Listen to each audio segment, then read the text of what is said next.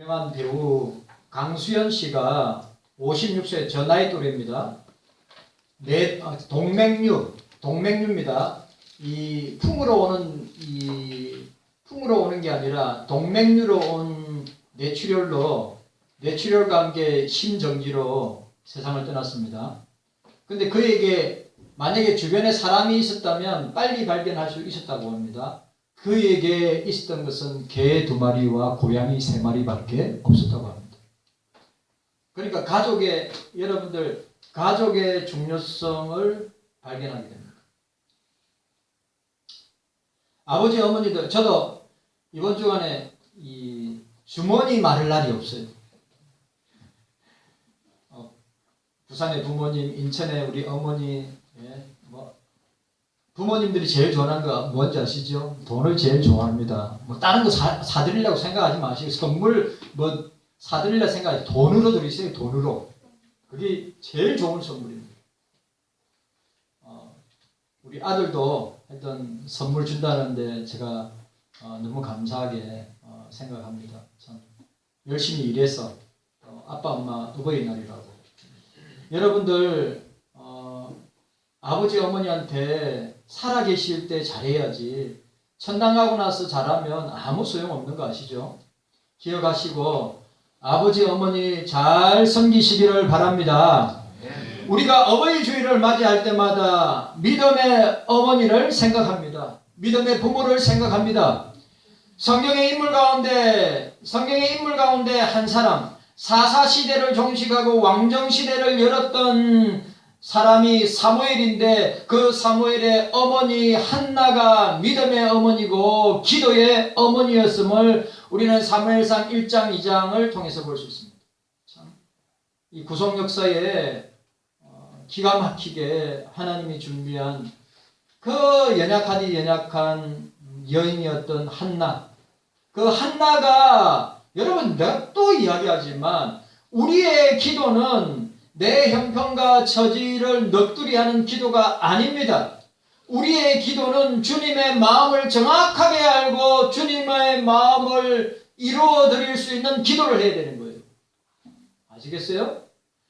한나는 이 사무엘상 1장에 보니까 한나는 주의 마음과 나의 마음이 통하였다고 그랬어요. 주님의 마음을 알았던 한나, 또 주님은 한나의 마음을 알았던 우리 주님을 통하여서 서로 마음이 통한 가운데 올려지는 기도가 참된 기도지, 그저 내 소원만 아뢰는 기도는 기도가 아닙니다. 꼭 기억하세요. 오늘 사무엘상 1장 2장을 보세요. 한나의 2장부터 한나의 그 기도, 우리가 도저히 흉내낼 수 없는 한나의 기도를 우리가 보게 됩니다. 그리고 교회사에, 우리 세계 교회사에, 기독교 교회사에 역사상 가장 영향력을 미치고 있는, 지금도 미치고 있는 사람이 바로 어거스틴의 어머니 모니카입니다. 어거스틴은 16세에 가출을 했습니다. 여러분 아시죠? 2000년 기독교 역사의 가장 독창적이고 독특한 천재가 어거스틴입니다. 그는 18세 때 18살 때 수사 교수가 되었습니다. 32세 회심하여 죽게 돌아오고 33세에 어머니 모니카가 주님의 부름을 받아 56세에 세상을 떠납니다. 여러분 그 유명한 말씀, 그 유명한 밀라노의 교회 암브로시우스가 이렇게 설교했습니다. 눈물로 기도하는 자식은 망하지 않는다고 하는 그 설교를 듣고 어거스틴의 어머니 모니카는 16년 동안 매일 새벽마다 마룻바닥에 눈물로 기도하였다고 하는 사실입니다. 매일입니다. 매일 16년 동안. 어거스틴을 낳고 33년 동안, 어거스틴이 33세 되던 때에 어머니 모니카가 주님의 부름을 받았으니까 32세 때에 그는 주님 앞에 돌아오게 됩니다. 애들이 노래를 부르고 있는데 그 노래가 톨레레게 잡아서 집어서 읽어라 할 때 그 집어서 읽으라는 말이 성경책이었단 말이죠. 그 집어서 읽어라. 애들이 바깥에서 애들이 노래 부르는데 톨레레게 라틴어죠. 톨레레게 그렇게 노래 부를 때 성령의 이 감동과 역사하심으로 그 자기 앞에 있던 성경책을 집어서 펴고 읽은 말씀이 그 유명한 로마서 13장 13절 14절 말씀입니다. 여러분, 성경 말씀을 통하여서 회심의 역사가 일어납니다. 농담이 아니에요. 성경 말씀을 통하여서 회심의 역사가 일어나는 겁니다. 그 어떤 것으로 일어나지 않습니다. 자, 낮에 예배같이 단정히 행하고 방탕과 술 취하지 말며 쟁투와 시기하지 말고 오직 주 예수 그리스도로 옷을 입고 정욕을 위하여 육신의 일을 도모하지 말라. 이 말씀 읽고 돌아오게 됩니다. 모니카는 그 아들이 방탕한 생활을 하고 마니교에 빠졌습니다. 아시지요? 10대 때 술집 여자를 통해서 사생활을 넣었습니다. 10대 때입니다. 어거스틴은 방탕한 생활과 잘못된 이 이단 마니교에 빠져서 돌이키지를 않았습니다. 1년이 지나고 2년이 지나고 10여 년 동안 기도하였습니다. 그렇게 기도하는데 어느 날 낙심이 되고 힘이 빠지는 거예요. 그래서 밀라노 교회의 감독이었던 교부였던 암브로시우스에게 찾아가서 허느끼며 이렇게 호소를 합니다. 목사님, 감독님, 제 아들 어거스틴을 하나님께서 영원히 버리신 것 같습니다. 제가 아무리 애타게 이렇게 오래 기도해도 하나님은 제 기도를 들어주시 않나 봅니다. 제가 아들이 하나님께 돌아오기를 10여 년 동안 하루같이 기도하였습니다. 그러나 아무런 변화가 없고 오히려 더 악해지는 것 같습니다. 감독님, 저는 어떻게 하면 좋겠습니까? 한참을 울고 있었습니다. 그렇게 울고 있는 모니카를 향해서 암브로시우스는 이렇게 기도합니다. 이렇게 권면합니다. 자매님, 너무 염려하지 마세요. 낙심하지 마세요. 눈물로 기도하는 어머니가 있는 아들을 결탄코 망하지 아니할 것입니다. 계속해서 기도하세요. 그렇게 암브로시우스가 어머니 모니카에게 권면을 하였습니다. 여러분, 기도하는 자녀는 망하지 않습니다. 어머니의 기도는 위대합니다. 왜 아버지는 없고 왜 어머님이지? 참, 저희 어머니도 마찬가지입니다. 참, 신앙의 어머니는, 믿음의 어머니는 기도의 어머니다. 여러분, 부모들은 기도해야 됩니다. 자식들, 제가 늘 이야기했죠. 부모는 무덤에 들어갈 때까지 자식 걱정하고 자식을 위해서 기도하는 것입니다. 그래서 잘해야 됩니다. 난 이 장면 말고 어머니 모니카가 이 질병에, 아마 제가 보니까 이 바이러스에 감염된 것 같은데 계속 아프고 고통을 당하다가 이 어거스틴의 형 네비디우스에게 자기의 죽음을 임박한 줄 알고 어거스틴과 그의 형에게 이렇게 유언합니다. 내 몸은 어디에 묻어도 좋다. 그 일로 인하여 조금도 염려하지 말라. 단 한 가지만 너희에게 부탁한다. 너희들이 어디에 있든지 주님의 제단에서 나를 기억해다오. 저는 여기서 눈물 났어요. 주님의 제단에서 엄마를 기억해다오. 주님의 제단에서 너희를 위하여 눈물로 기도하던 나를 기억해다오. 엄마를 기억해다오. 라고 이야기하였습니다. 오늘 저와 여러분들에게 이런 은혜가 있으시기를 바랍니다. 자, 따라하세요. 기도하는 자녀는 따라합시다. 기도하는 자녀는 망하지 않습니다. 아멘입니까? 기도하는 자녀는, 부모가 자식을 위해서 기도하는 그 자녀는 절대로 망하지 않습니다. 5월은 가정의 달이고 오늘은 어버이 주일입니다. 삼일체 하나님께서 만드신 신적인 그 딱 두 가지가 있습니다. 하나가 가정이고 하나가 교회입니다. 가정과 교회가 무너지면 다 무너집니다. 우리는 세계 역사를 통해서 보게 되고, 지금 대한민국의 가정들을 보세요. 무너진 가정들이 얼마나 많이 있는가. 예? 예수 안 믿는 사람의 가정과 예수 믿는 사람의 가정이 별반 차이가 없다는 통계가 나와 있어요.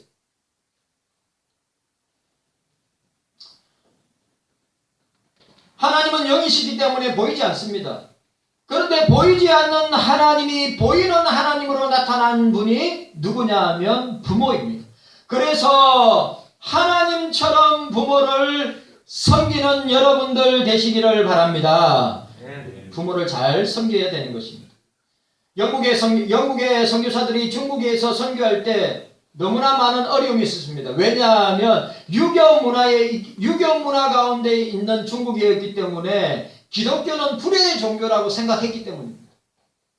그래서 그 선교사들이 궁리하여 생각한 것이 기독교가 효의 종교인 것을 보여주기 위해서 전도지를 만들고 그 전도지 안에 성경 말씀을 이렇게 넣었습니다. 출애굽기 21장 15절, 자기 아비나 어미를 치는 자는 반드시 죽일지니라. 출애굽기 21장 17절에 그 아비나 어미를 저주하는 자는 반드시 죽일지니라.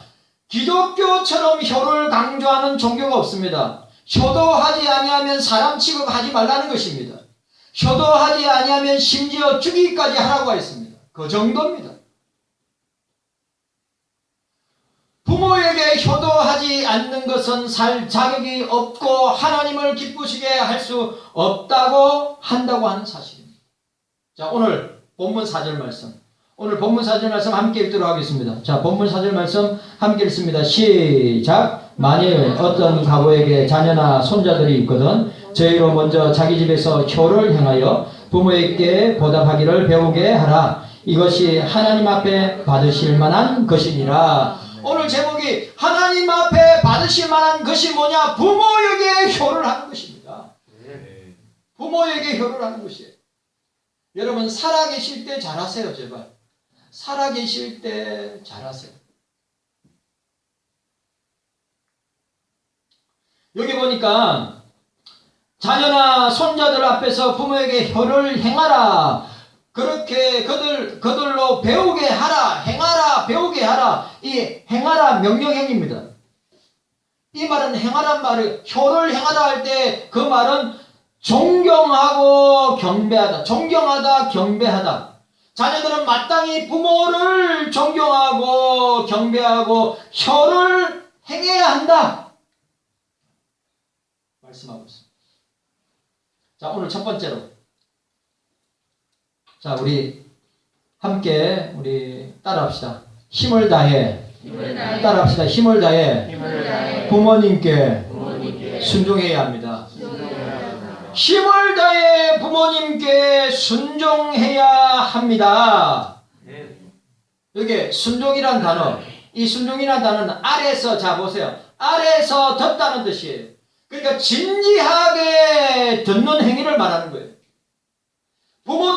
자녀들은 부모의 말을 진지하게 들어야 됩니다. 가볍게 들으면 안 됩니다. 흘러 들으면 안 됩니다. 부모가 어떤 말을 하더라도 그 부모의 말씀은 모든 삶의 경험에서 나오는 말씀이기 때문에, 그리고 믿음의 부모들은 성경의 원리를 통하여서 자녀들에게 건면하기 때문에 그 부모의 말을 잘 들어야 합니다.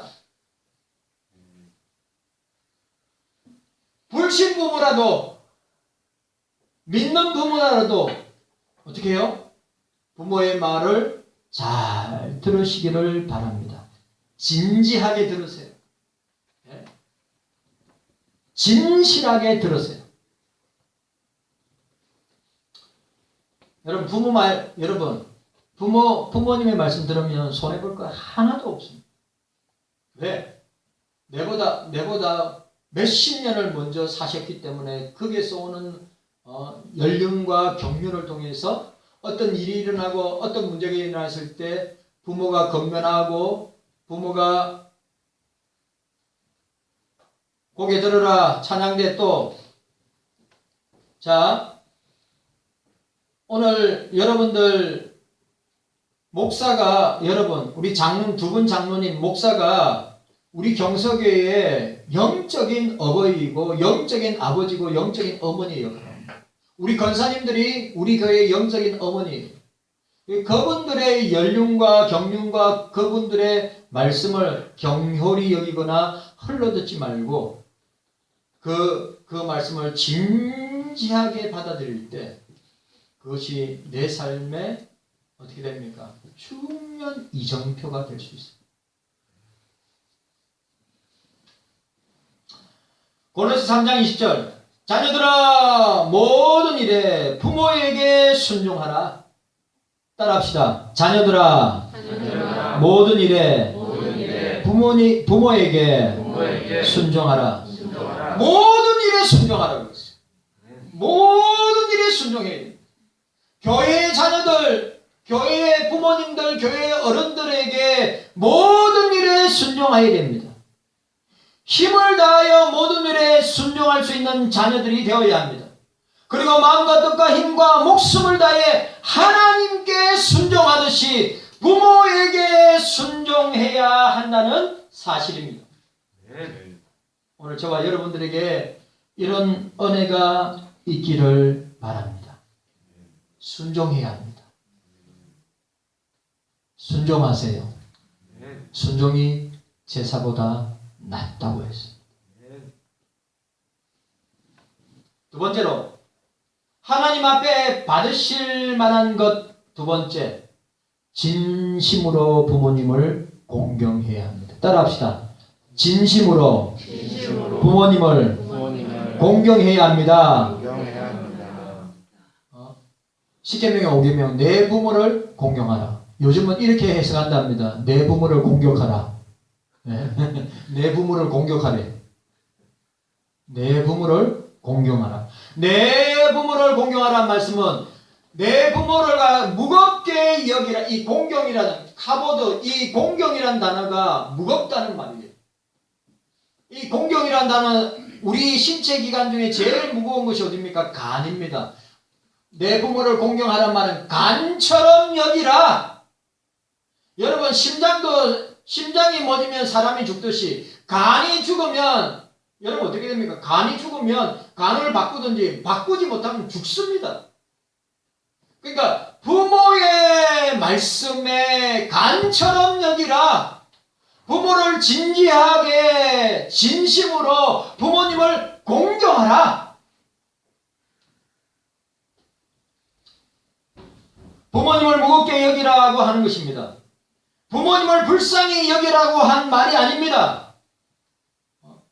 부모님을 애처롭게 여기라고 한 말 아닙니다. 부모를 갖다가 공경하란 말은 부모를 갖다가 무겁게 여기고 인격적으로 존중하고 귀중히 여기라는 것입니다. 부모를.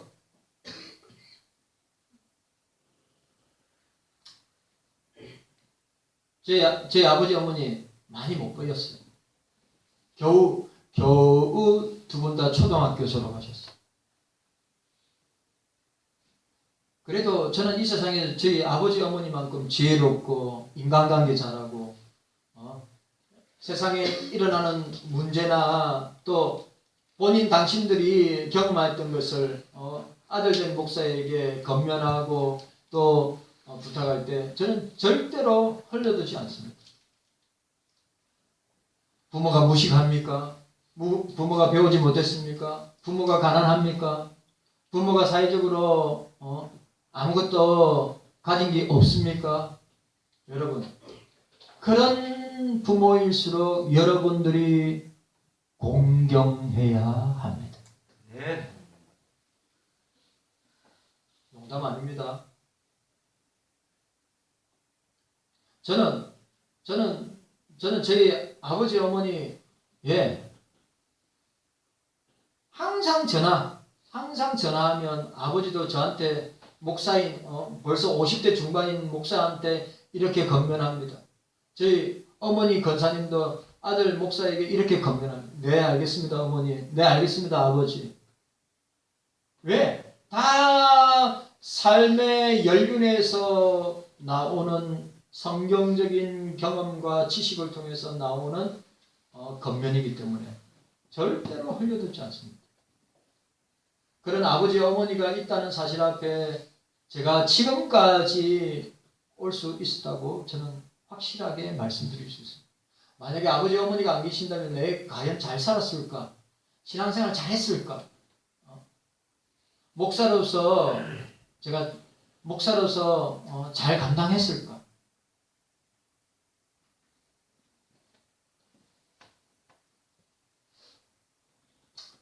부모가 어떤 위치에 있든지, 부모가 어떤 형편에 있든지, 부모가 많이 가졌든지 적게 가졌든지, 많이 배웠든지 못 배웠든지, 여러분 부모님을 귀하게 여기고 공경해야 할 것입니다.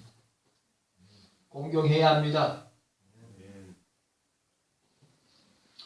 공경이란 말의 어원이 굉장한 가치를 지니는 대상에 대한 친밀한 반응이라고 이야기합니다. 부모에게 순종하는 것만으로 부족합니다. 부모에게 순종하는 것만으로 부족합니다. 부모를 존중히 여겨야 됩니다. 부모를 공경해야 됩니다. 순종이 외적으로 드러난 행동을 의미한다면 이 공경은 마음의 내적인 상태를 이야기해요. 내적인 상태, 태도를 이야기합니다.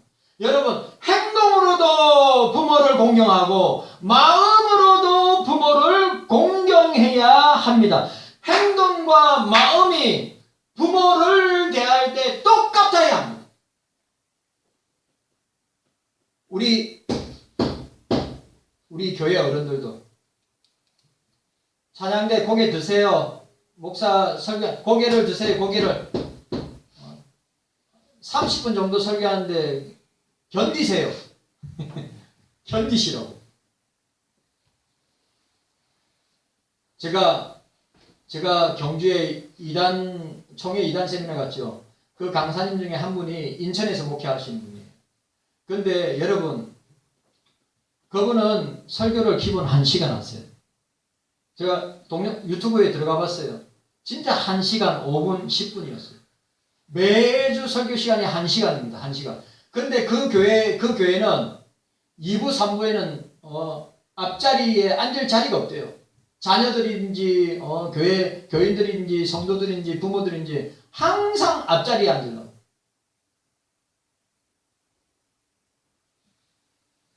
아직 30분도 안 됐어요 지금. 등을 붙이세요. 등을 붙이시라고. 등을 붙이시라고. 찬양대 등을 붙이세요. 여러분, 행동과 마음이 일치되어서 부모를 공경해야 된다는 것입니다. 그러니까 겉으로는 부모 공경하지만 마음으로 부모를 공경하지 않는다. 하나님이 다 아세요. 행동과 마음이 부모 공경하는 것이 같아야 합니다. 사람들 앞에서는 부모 공경하는 것처럼 보이지만 내면적으로는 부모를 사랑하고 공경하지 않는다. 그건 거짓말하는 겁니다.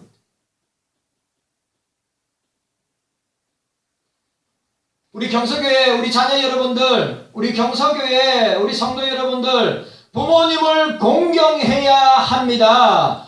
어떻게 공경해야 됩니까? 행동으로 공경해야 되고 마음으로 공경해야 됩니다. 이게 같아야 된다 이 말이죠.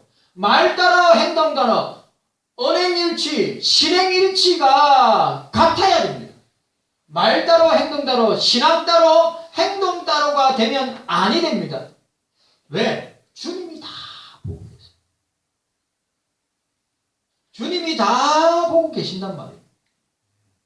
속일 수 없어요. 내가 목사가 늘 이야기하지만 사람은 속일 수 있어요. 목사도 속일 수 있습니다. 다 속아 넘어갈 수 있고 속일 수 있습니다. 그러나 주님은 속지 않습니다. 여러분, 사람은 외모를 보지만 행동을 보지만 주님은 중심을 보십니다. 마음을 보십니다. 부모님 사랑하지 않으면서 사랑하는 척 하면 안 됩니다. 부모를 공경하지 않으면서 부모를 공경하는 척 하면 안 됩니다. 여러분, 부모를 공경해야 될 이유가 뭡니까? 땅에서 잘 됩니다. 형통합니다. 복을 받습니다. 장수한다고 하였습니다. 그리고 중요한 것은 부모 공경은 하나님의 명령이기 때문에, 사람의 명령 아니고 성경의 명령이고 하나님의 명령이기 때문입니다. 부모 공경은 모든 인간관계에서 최우선순위. 여러분, 우리 신앙인들의 최우선순위가 뭡니까? 삼일체 하나님을 공경하고, 자, 눈에 보이지 않는 삼일체 하나님을 공경하고 눈에 보이는 부모를 공경하는 것이 바로 하나님의 명령이고 우리 신앙과 삶의 우선순위가 된다고 하는 사실입니다. 다른 관계도 중요하지만 부모 공경은 항상 우선이 되어야 합니다. 그리고 도덕과 윤리의 기본이 된다고 한다는 사실입니다. 모든 것을 갖추었다 해도 부모 공경을 갖추지 아니하면 다 잃어버린 것입니다. 이 세상에 자식이 없는 사람이 있어도 부모 없는 자식은 없다고 했습니다. 여러분, 부모 공경하는 것이 가정의 기초가 되는 것입니다. 도덕과 윤리의 기초가 되는 것이 부모를 공경하는 것입니다. 이 시대는 어떻게 된 판인지 부모를 공경하는 것이 아니라 부모를 공격하는 것이 맞는 시대입니다.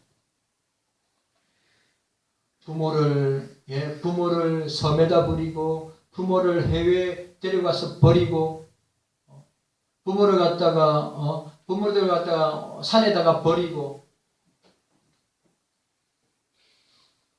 부모를 갖다가 때리고 부모를 갖다가 버리는 행위가 이 시대에 얼마나 많은지 모릅니다.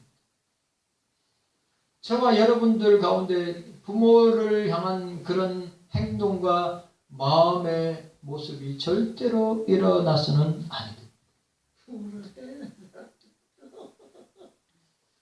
있어요.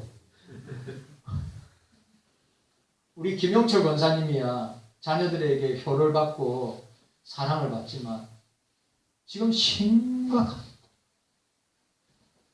여러분, 성경의 도덕과 성경에 기초한 도덕과 윤리가 무너지면 다 무너지는 것입니다.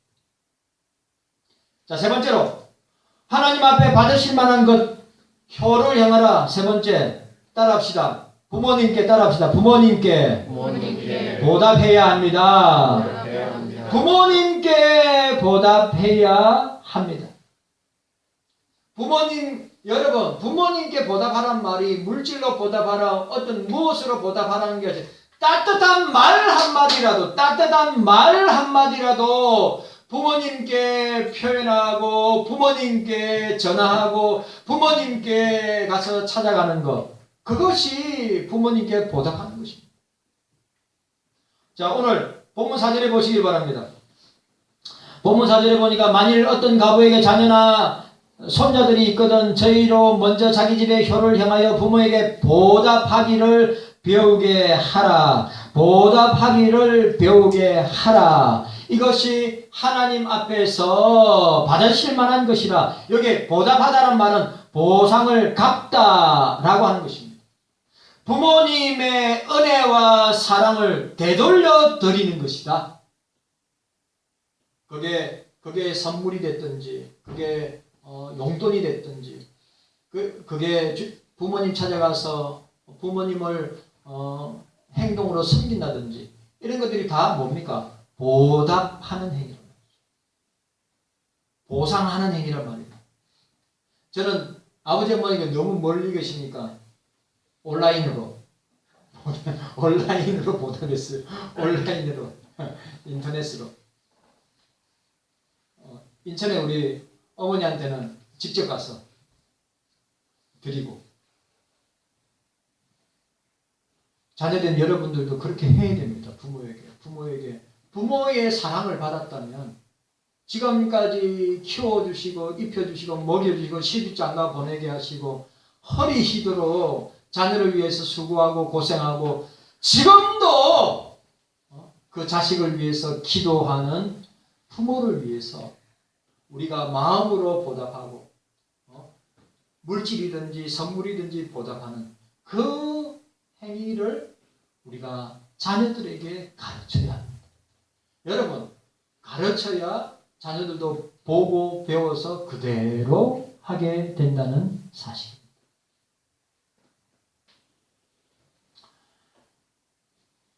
효란, 부모님께로부터 받은 것을 자식이 되돌려 드리는 것입니다. 모든 것은 내 것이 아니라 다 부모님 것이다. 내 것은 부모님 것이다. 부모님 것은 주님의 것이다. 만물이 너희 것이요 너희는 그리스도의 것이요 그리스도는 아버지의 것이다.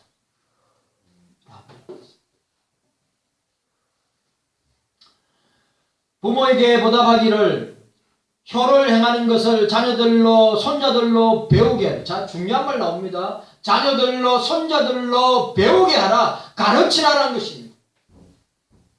여러분, 가르쳐야 합니다. 배우도록 해야 됩니다.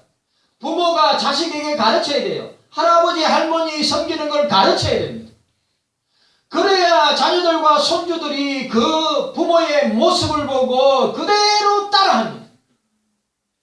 목사가 맨날 이야기하는 말이 뭡니까? 기도하는 부모 밑에 기도하는 자녀가 나옵니다.